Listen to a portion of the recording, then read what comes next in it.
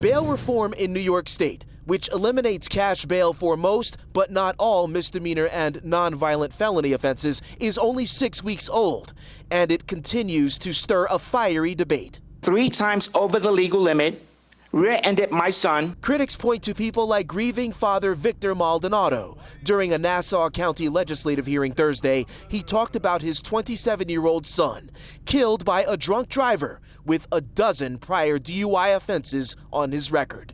My son Jonathan Flores Maldonado has lost his life as a direct result of the enactment of this law. So you have repeat burglars, you have DWI, you have individuals who are suspected with respect to drugs and massive quantities of fentanyl being released.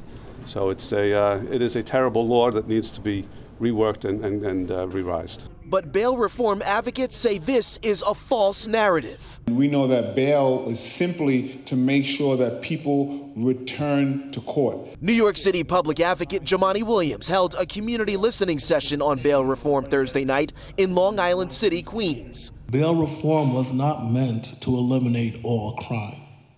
Bail reform was a solution to the disproportionate effect that being caged behind bars pre-trial had on black, brown, and low-income people. Their message is simple. For decades, the bail system was abused by judges and prosecutors and favored defendants with big bank accounts. But for far too long in our communities, in our societies, in this state, and throughout the country, actually, judges have used bail as a way of keeping people incarcerated by imposing bails that they can't make.